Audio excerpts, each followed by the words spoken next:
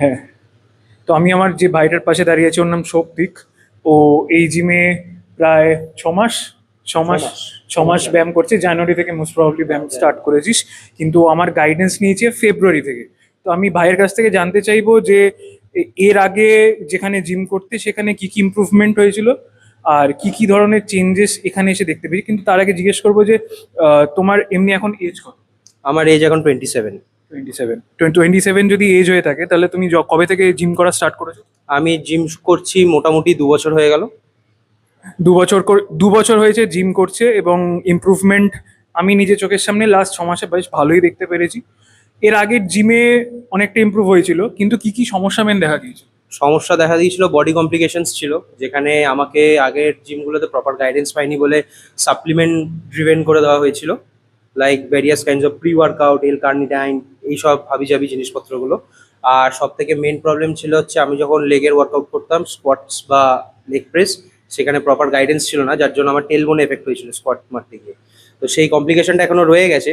Recently sciatica পেনও ধরা দিয়েছিল, সেটা যদিও আমার ওয়ার্ক লাইফের জন্য। অ্যান্ড এখন রিসেন্টলি এইখানে জয়েন করার পর স্বাস্থ্যদার আন্ডার গাইডেন্সে আমি যেই গাইডেন্সগুলো আমি পেয়েছি, সেখানে আমার ফার্স্টে আমার এই কাঁধ মানে ফুল স্ট্রেট ছিল, স্ক্যাপুলার প্রপারলি ছিল না, স্ক্যাপুলার অ্যাডজাস্টমেন্ট হয়েছে। আমার সাইটিকা পেনের জন্য আমার প্রপারলি সত্যিকারে বলতে গেলে ডক্টর ট্রিটমেন্ট নিয়েছি, কিন্তু সেরকমভাবে কোনো মেডিকেশনস ফলো করিনি।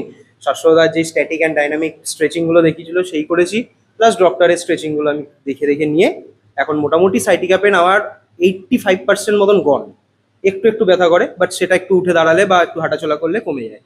আর মোর দ্যান দ্যাট আমি এখন পিওর উইদাউট সাপ্লিমেন্টে ব্যায়াম করি, কিচ্ছু খাই না, না প্রি ওয়ার্কআউট খাই, না ক্রিয়েটিন নিই, না কোনো ফ্যাট কাটিং ফ্যাট বার্নার কিছু নিই। আমি জাস্ট ক্লিন ডায়েট একটা, যেটা স্বাস্থ্যদা আমাকে রেডি করে দিয়েছিল, প্লাস বাড়ির নিজের কিছু প্রপার ডিসিপ্লিন অ্যান্ড নিজের ডেডিকেশন দিয়ে আমি মোটামুটি এই জিমে যখন জয়েন করেছিলাম আমার ওয়েট ছিল 74।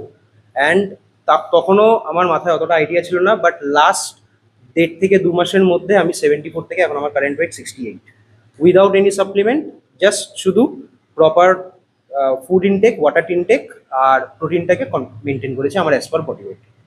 আর আগে তোর আমার মনে আছে তুই যখন জয়েন করেছিলি তুই প্রি ওয়ার্কআউট, হ্যাঁ প্রি ওয়ার্কআউট, তারপর হচ্ছে বিভিন্ন রকম সাপ্লিমেন্টের উপরে অনেকটাই ডিপেন্ডেন্ট ছিল, যেটা অনেকেরই থাকে, যেটা আমি বলবো না, সাপ্লিমেন্ট কিছু কিছু ক্ষেত্রে দরকার পড়ে। কিন্তু আমি যেটা কমপ্লিকেশন দেখেছিলাম যে তোর মধ্যে কর্টিসলটা খুব বেশি ছিল, এবং যার ফলে কি হয়েছিল তোর স্ট্রেস লেভেলটা অনেক বেশি ছিল, তোর ঘুম হতো না। তো সেটা কতটা ইমপ্রুভ হয়েছে ঘুমটা বিশেষ করে?